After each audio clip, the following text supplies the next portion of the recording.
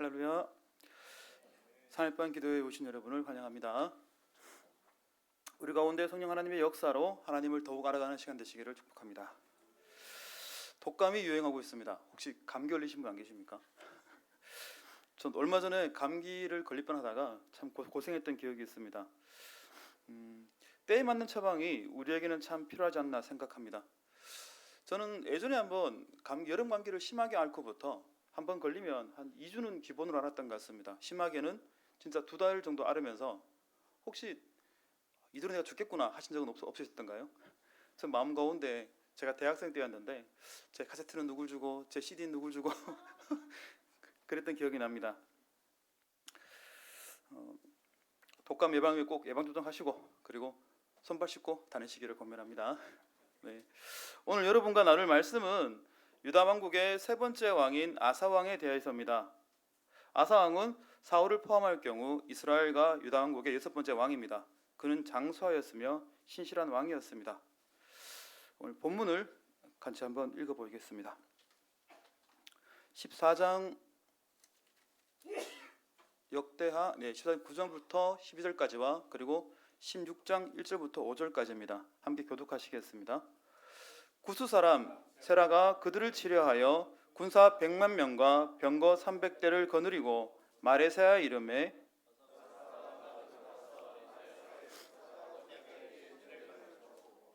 아사가 그의 하나님 여호와께 부르짖어 이르되 여호와여 힘이 강한 자와 약한 자 사이에는 주밖에 도와줄 리가 없사오니 우리 하나님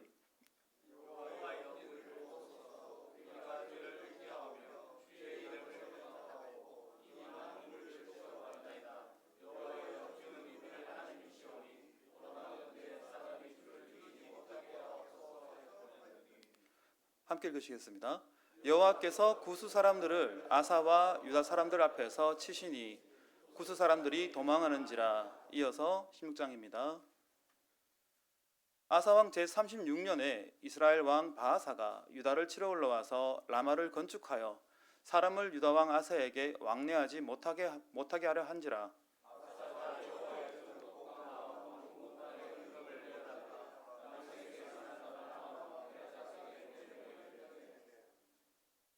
내 아버지와 당신의 아버지 사이와 같이 나와 당신 사이에 약조하자. 내가 당신에게 은금을 보내노니 와서 이스라엘 왕 바아사와 세운 약조를 깨뜨려 그가 나를 떠나게 하라 하매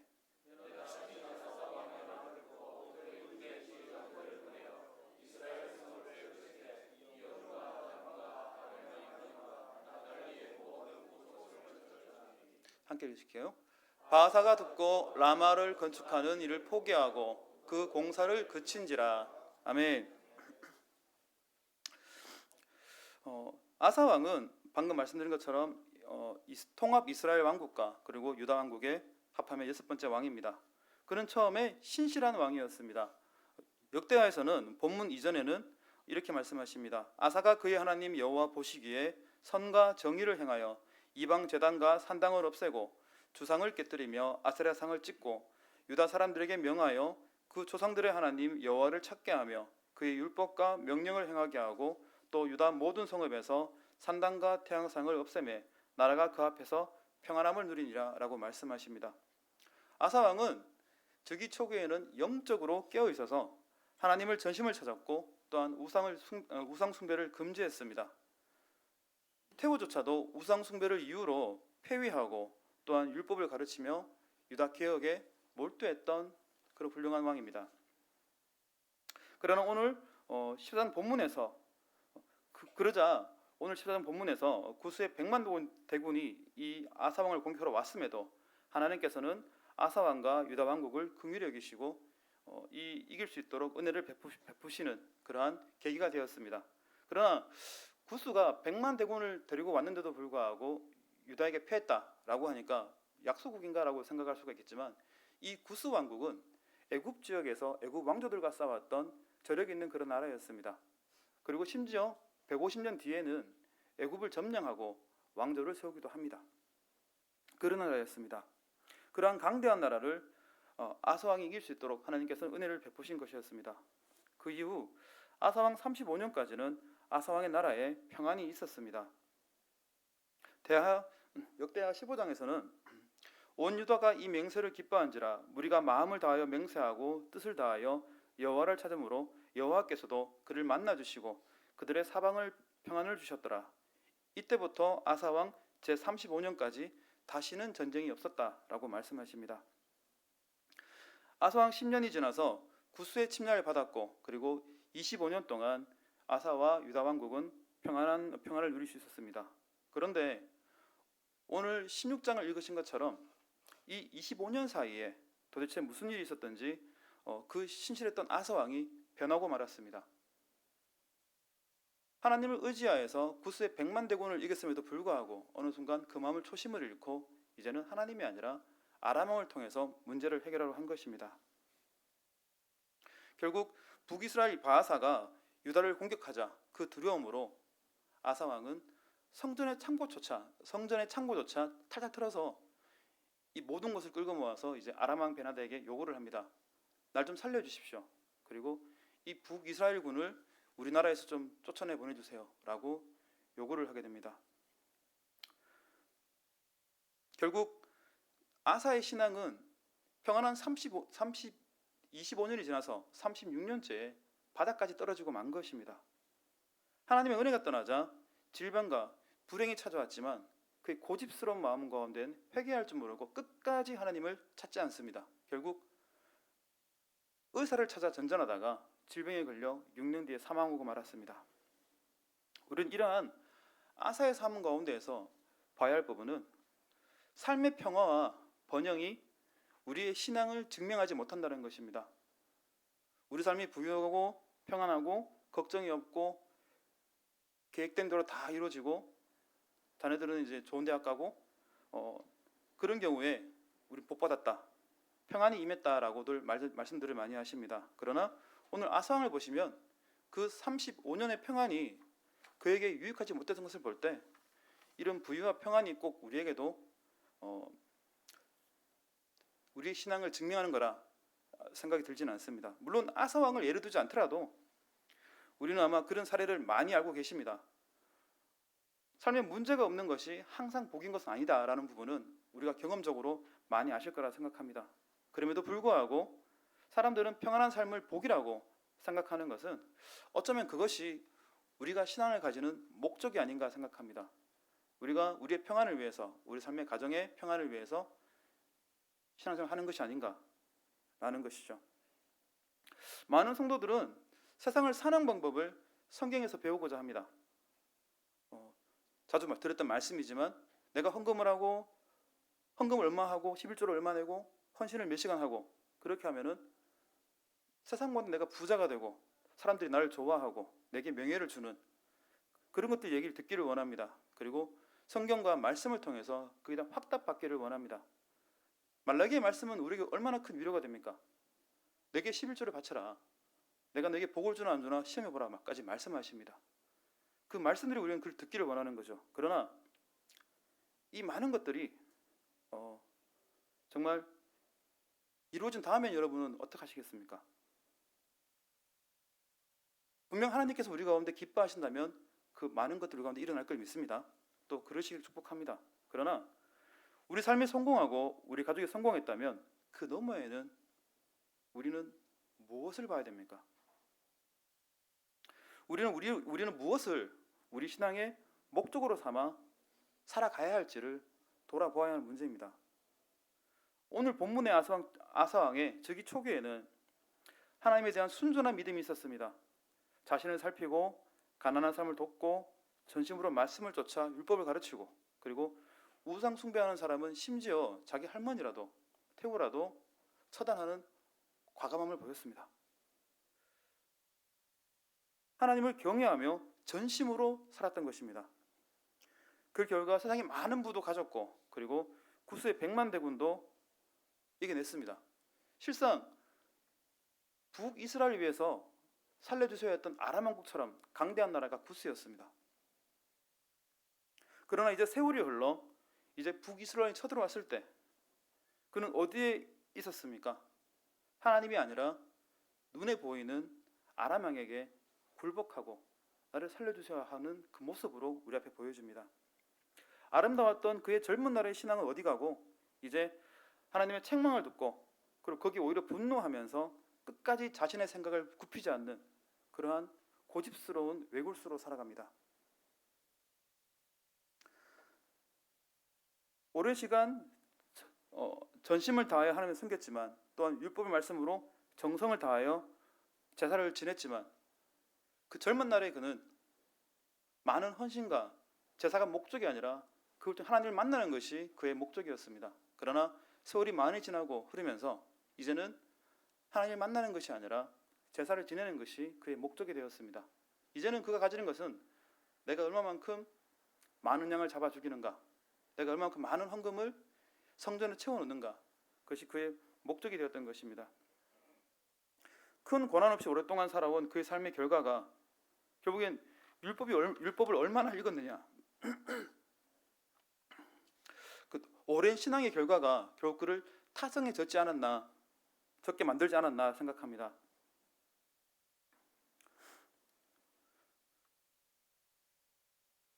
그를 도우신 하나님을 전심전력으로 쫓았던 그 과거의 그 모습들이 어느 순간 형식적으로 예배드리 자체에 치중하게 된 것이죠.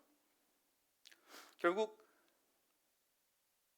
평안한 끝에 아사 왕은 그 안에서 하나님을 만나지 못했습니다. 오랜 시간의 평화와 성공이 오히려 그에게는 독이 되어 버렸던 것입니다. 여러분들께서는 어떠신가요?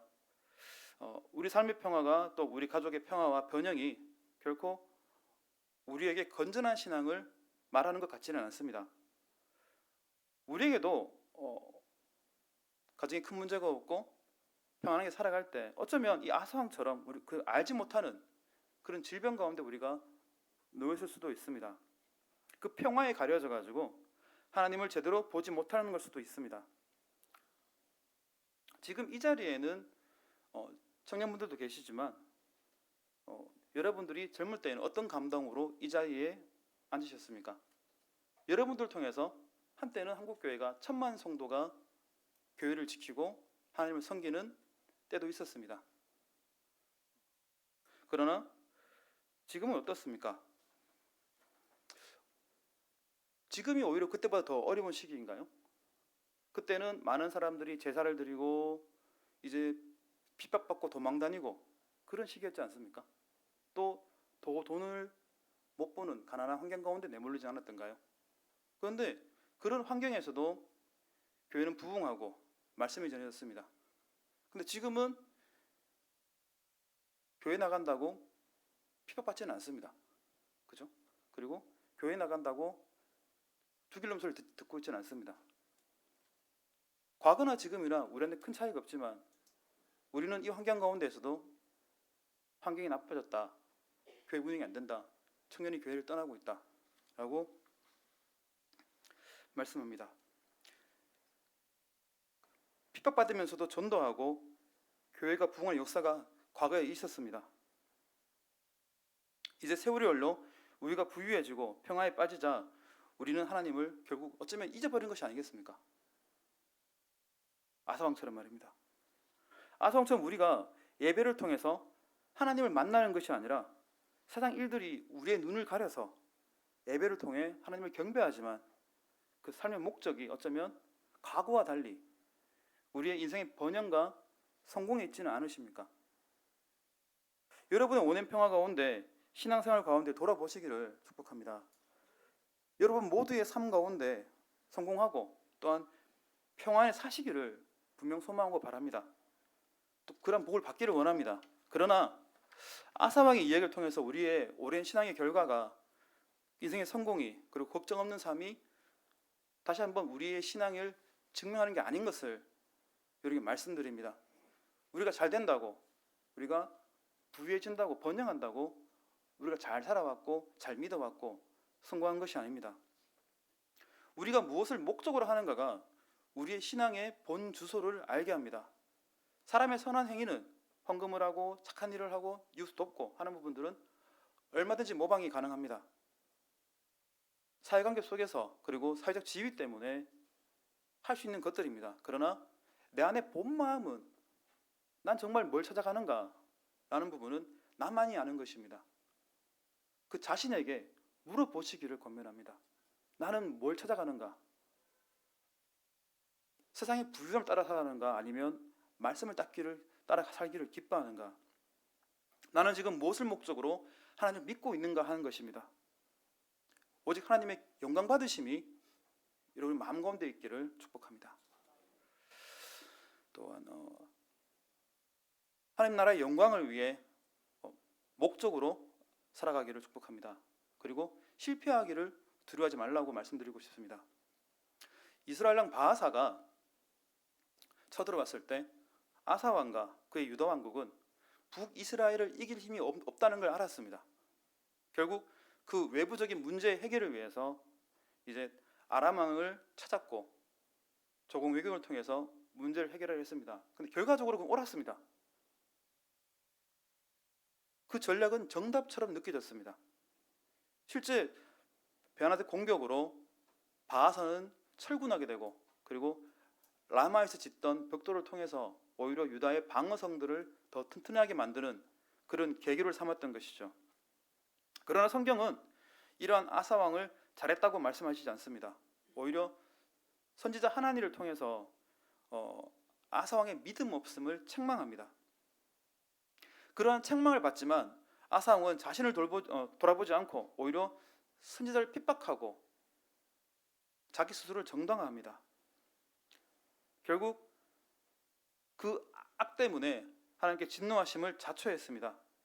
그런데 사실 아사 왕의 입장에서는 선지자의 말이 이해하기 어려울 수도 있습니다. 왜냐하면 이 어려운 국난 가운데 북이스라엘의 침공을 막아낸 것은 자기입니다.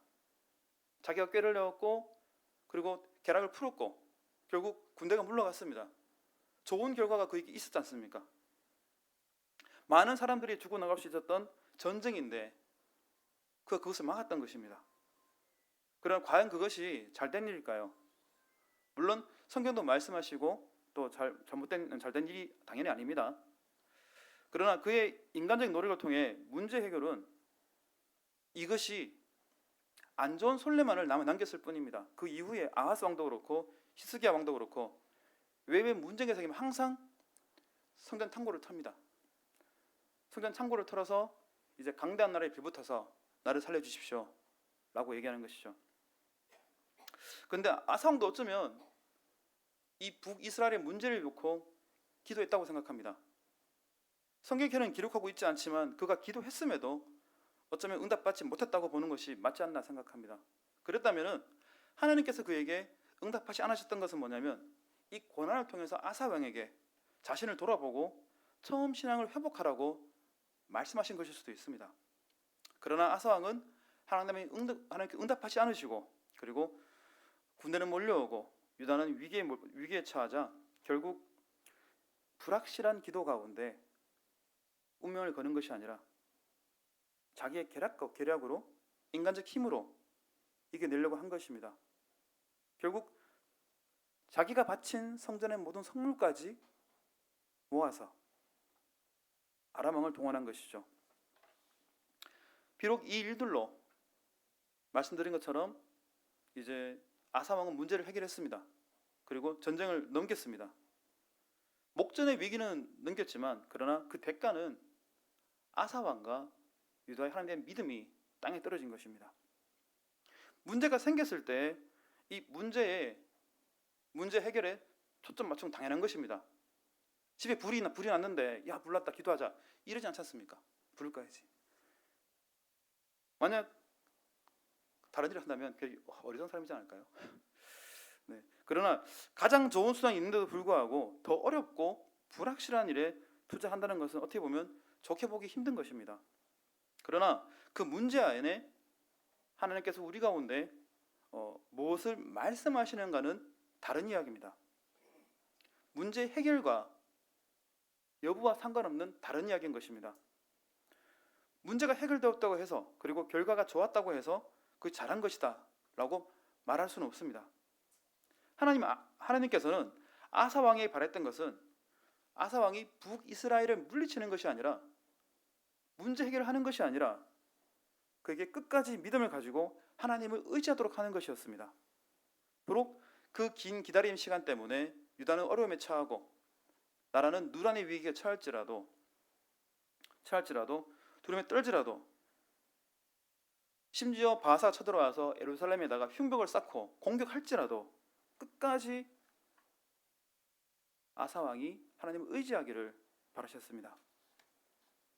그리고 그 결과로 그 자신의 죄를 깨닫고 그리고 회개하며 하나님의 은혜로 북이스라엘이 물리치는 그런 것들을 바라실 수도 있습니다. 그러나 그것이 그의 영혼과 유다 왕국이 살아가는 길이었습니다. 하나님을 전심을 다해 회복하는 그 길이었던 거죠. 그 치유하심과 회복시키심으로 아사 왕은 하나님께 영광 돌릴 수가 있었습니다. 그러나 아사 왕은 그러지 못했고 불확실한 길보다 효과적인 인간적인 방법을 찾아 문제 해결을 시도했습니다. 하지만 그 문제를 해결했던 그것이 오히려 문제였고 그와 아까 말씀드린 것처럼 유다 백성들이 하나님을 믿지 않게 되는 계기를 제공하게 된 것입니다.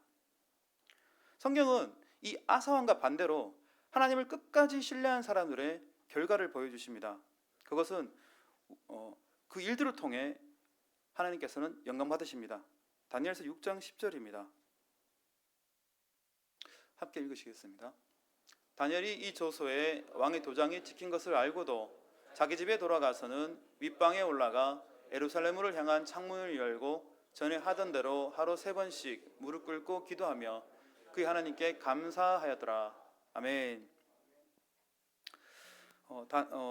페르시아의 다리오 왕 때 다니엘을 시기했던 귀족들은 다니엘을 모함하기 위해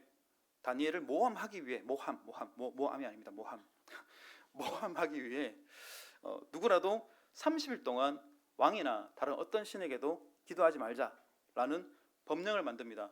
너무나 어처구니없는 법령인데 이 법이 통과가 되었습니다.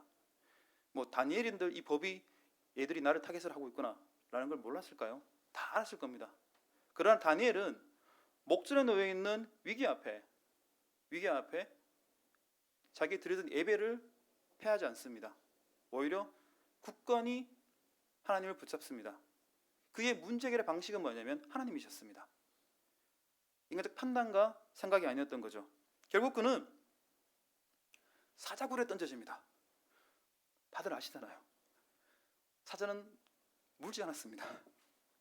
결국 다니엘은 사자 굴 속에서도 구원받았고 그 일들로 페르시아에 사는 많은 사람들이 하나님이 살아계신 것과 그와 함께 하신 것을 보게 되었습니다.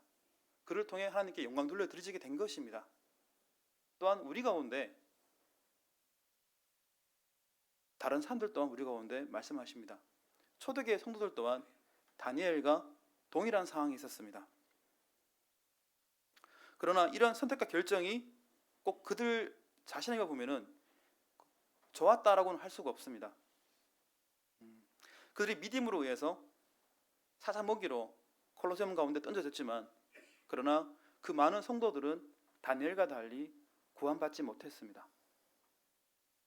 많은 사람들이 죽었고 그리고 고통받아야 했습니다.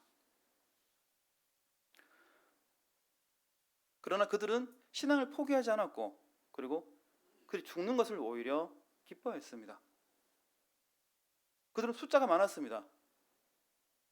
반란을 일으켜가지고 나를 한번 정복해보자 이렇게 할 수도 있었겠지만 그러나 그들은 인간적 방법으로 싸우지 않았고 끝까지 하나님의 방법으로 싸웠습니다. 그들이 말한 세상과의 전쟁은 우리 주 되시는 예수 그리스도께서 보여주셨습니다. 주님께서는 핍박과 그리고 어려움 가운데 쿠데타를 일으키고 나라를 정복한 것이 아니라 당신의 목숨으로 십자가로서 이 많은 것들을 이겨내신 것입니다.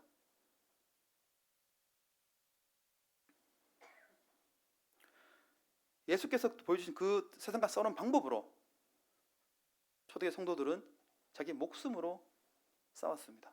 그 결과가 강철의 로마 제국이 무너졌습니다. 로마가 변화되고 국교로 인정이 되고 바로 지금 우리 가운데 주의 말씀이 선포되어 여기까지 이르게 된 것입니다. 이 놀라운 일은 하나님과 초대교회 성도들 모든 사람을 영광스럽게 하였고, 그리고 이 일들을 통해 하나님 깊이 영광 받으신 겁니다. 때로 우리가 고난을 당할 때도 있겠으나, 그리고 또한 우리가 기뻐하지 않는 상황에 놓이겠지만, 분명한 것은 그럼에도 불구하고 하나님을 의지하며 살아가는 모든 순간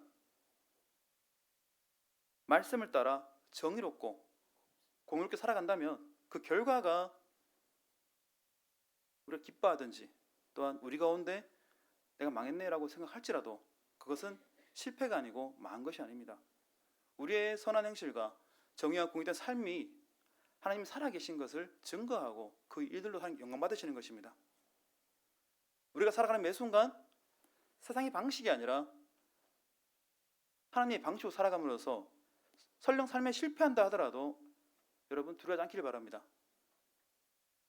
하나님께서 그것을 기뻐하신다면 그것으로 영광 받으시고, 또한 그 일로써 그 이들을 쓰일 것입니다.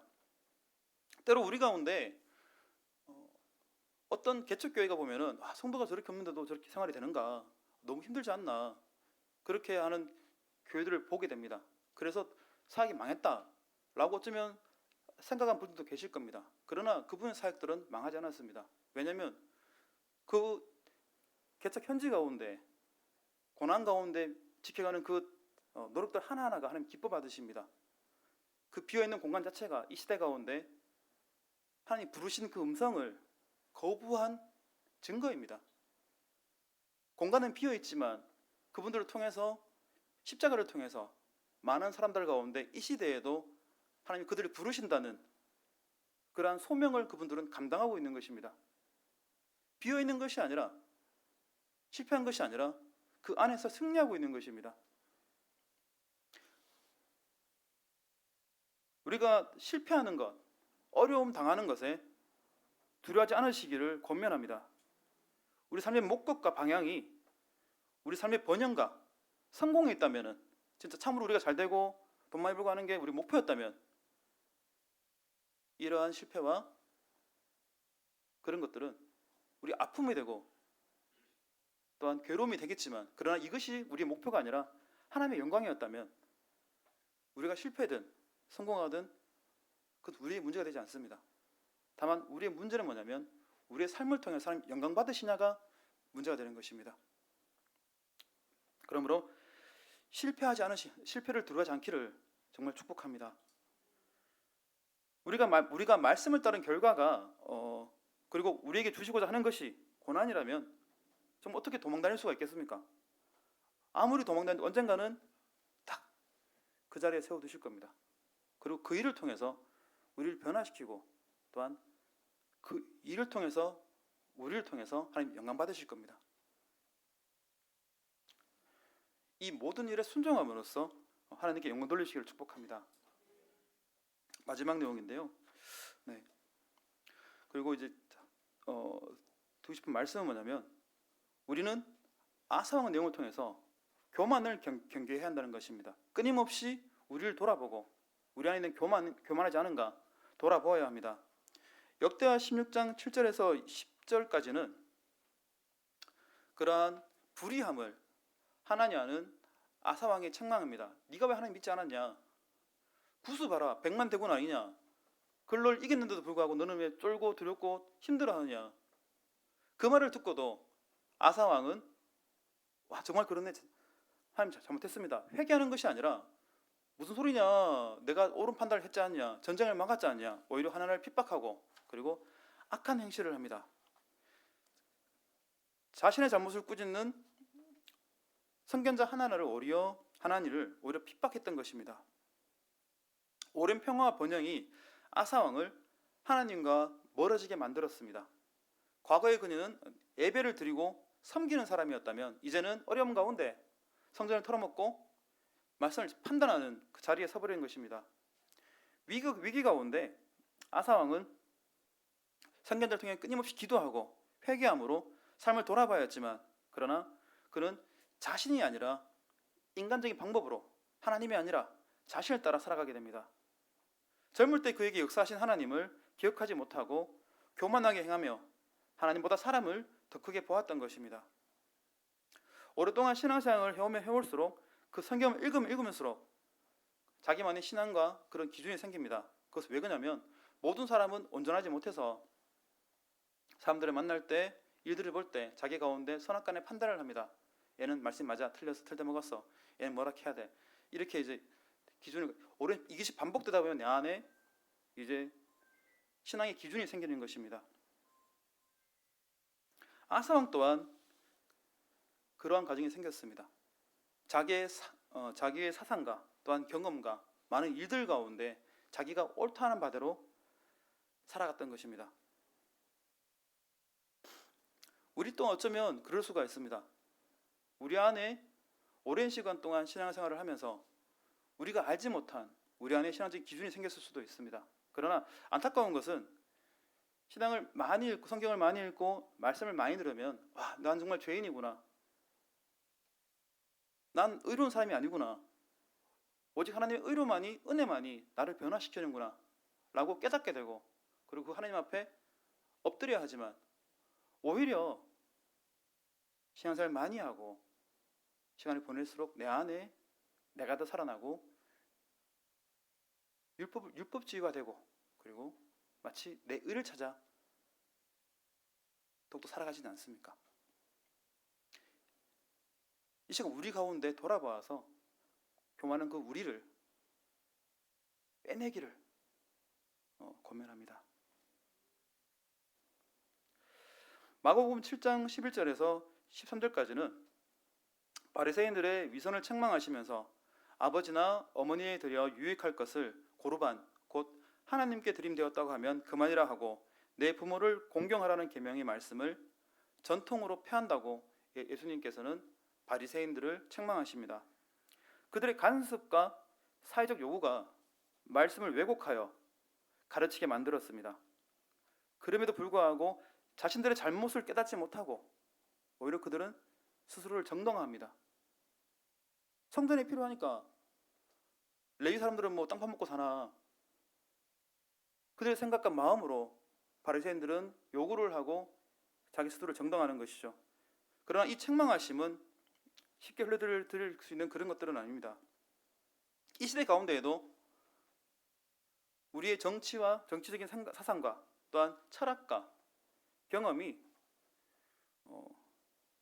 우리의 신앙에 영향을 미칠 수도 있습니다.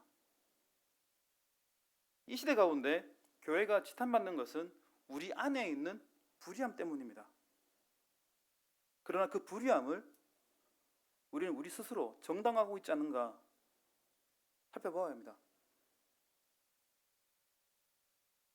교회의 필요를 위해서 하나님의 말씀과 하나님의 영광을 흐리지 말아야 됩니다.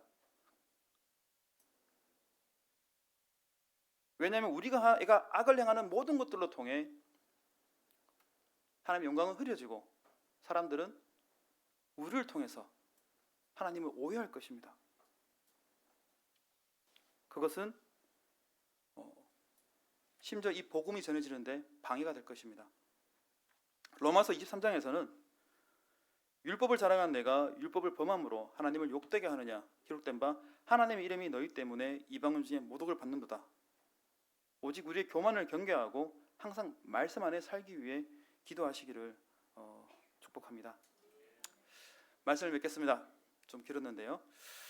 성도 여러분, 오늘 하나님을 잊은 아사왕이란 제목으로 말씀을 나누었습니다. 우리의 신앙은 우리의 삶의 모습과 그한 번영 가운데 드러나는 것이 아닙니다. 우리가 잘 산다고, 우리가 평안하다고, 우리가 건강하다고 우리의 신앙이 좋은 것이 아닙니다.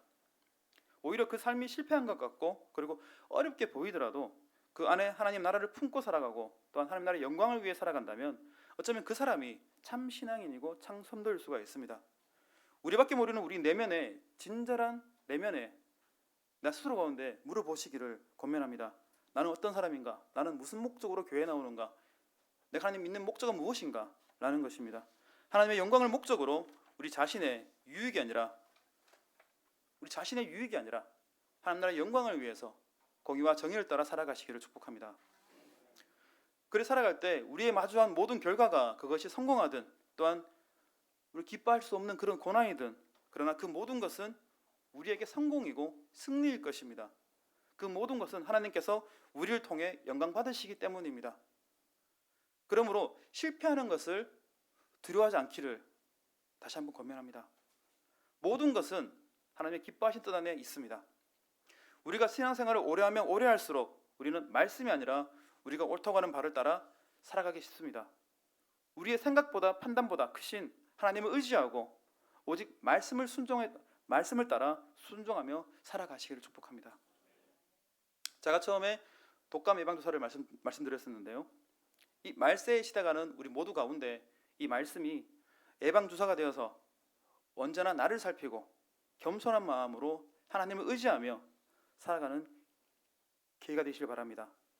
나의 기쁨보다 하나님의 기뻐하심이, 그리고 나의 성공보다 나의 영화로운 삶들보다 하나님의 영광 받으심을 더욱 기뻐하는 여러분이 되시기를 축복합니다.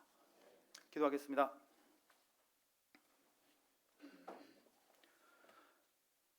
사랑이 많으신 하나님, 자비하신 아버지, 너무나 감사드립니다. 주의 도우심으로 이 시간 가운데 하나님을 잊은 아사왕 제목으로 말씀을 전했습니다. 주님 같이 하시고 도와주셔서 우리 안에 다시 한번 하나님에 대한 열정이 일어날 수 있도록 주님 허락하시고 또한 같이 해주시며, 하나님의 영광을 위해서 우리의 실패를 두려워하는 것이 아니라 오직 하나님의 영광을 위해서 모든 것에 감사하며 말씀을 따라 살아갈 수 있도록 주여 축복하시고 또한 같이 해주셔서, 주의 성령께서 인도하시는 매 삶 가운데 주의 도심을 의지하고 나아갑니다. 돌보시는 주의 안에, 주의 은혜 안에 인생 살아갈 수 있도록 주여 허락하시고 또한 같이 해주셔서 감사하며 사랑이 많으신 우리 예수 그리스도를 기도했습니다. 아멘.